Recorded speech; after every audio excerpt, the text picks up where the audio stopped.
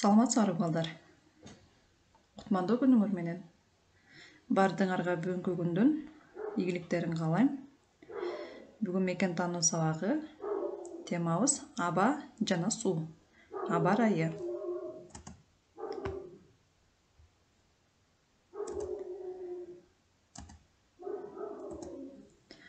Маанайыңар кандай балдар? Маанайыңар жакшыбы? Ата-энелерибизди бир карап жылмайып коелучу. Балдар, карантин учурунда кандай эрежелерди сактап жатасыңар? Азаматсыңар балдар. Колду таза жууп жатабыз, эл көп чогулган жерге барбайбыз. Үйдө болобуз.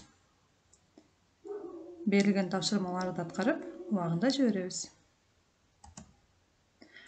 Өтүлгөн темаларды кайталайбыз. Биз өткөн сабакта жыл мезгилдери деген теманы өткөнбүз. Ошол тема боюнча суроо берем. Силер мага жооп бересиңер.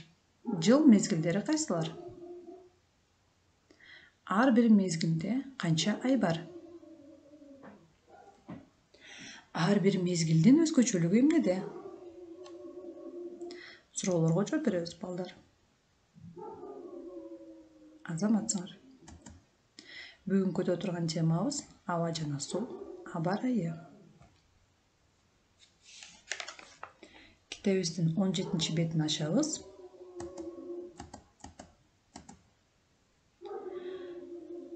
Келгиле балдар. Тажрыйба жүргүзүп көрөлүчү. Оозубузду жана мурдубузду жаап, туруп көрөлүчү. Канча убакытка чейин дем албай тура алат экенбиз. Кана баштайбыз. Канча убакытка чыдадыңар балдар? Эмне үчүн чыдаган жоксуңар? Туура. Биз аба менен дем алып жашайбыз. Ал бизди бардык жагыбыздан курчап турат. Абаны көрө да албайбыз, кармай да албайбыз. Таза абанын даамы жыты да болбойт. Аба менен өсүмдүктөр, жаныбарлар да дем алышат.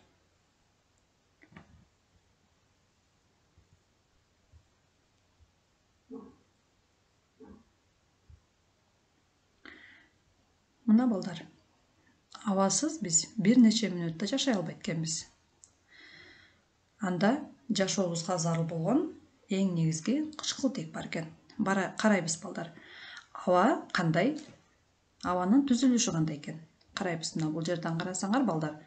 Абанын түзүлүшү экен. Аба азот, кычкылтек жана көмүр кычкыл газынан турат экен. Карасаңар балдар, бул жерде абада азоттун үлүшү өтө чоң экен. Жана биз айткандай, аба өңсүз, жытсыз, көзгө көрүнбөгөн газ болот экен. Демек, аба бул газ экен балдар. Газдар менен азоттун кычкылтек менен көмүр кычкыл газынын аралашмасы бар экен. Карайбыз балдар. Биздин планетанын бардык тараптан аба курчап турат экен. Абанын салмагы бар, денебизге бардык тараптан басым кылат. Бирок биз аны сезбейбиз. Абаны көрө албайбыз, жыттай албайбыз жана даамын биле албайбыз. Шамал болгондо абанын кыймылын гана сезет экенбиз балдар.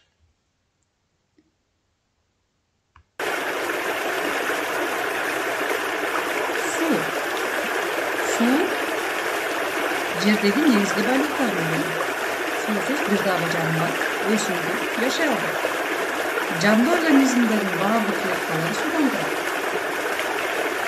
Карайбыз балдар. Суунун негизги касиеттери кайсылар?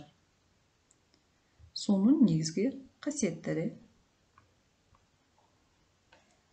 Суу ар түрдүү абалда болот. Суюк, катуу жана газ абалында. Суюк болгон бул балдар кадимки агып турган суу, катуу бул тоңуп турган муз абалындагы суу, ал эми газ абалында болгон.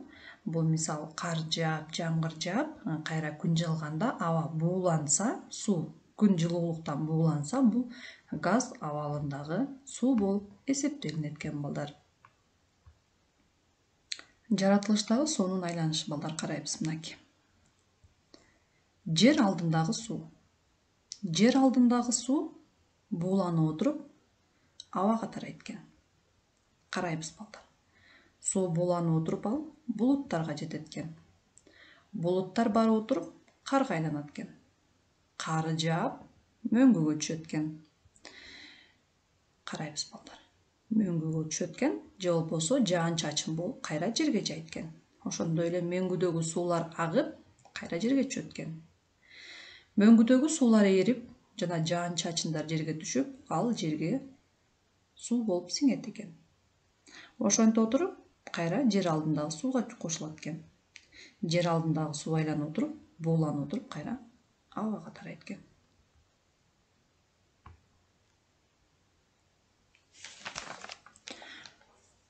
Аба ырайы. Балдар, жыл мезгилдердин улам алмашы менен аба ырайындагы өзгөрүшүн байкайбыз. Бул ар бир жыл мезгилдердин өзүнүн шарттарына жараша болот. Мисалы, жай мезгилинде аба ырайы ызык болот. Ал эми жаз мезгилинде бир аз салкыныраак болот. Күз мезгилинде кышка жакындап калгандан баштап күн аба ырайы өзгөрө баштайт да, күн суук боло баштайт. Ал эми кышында болсо күн суук болот. Бул аба ырайын силер балдар 19 жана 20 беттен окуп түшүнөсүңөр.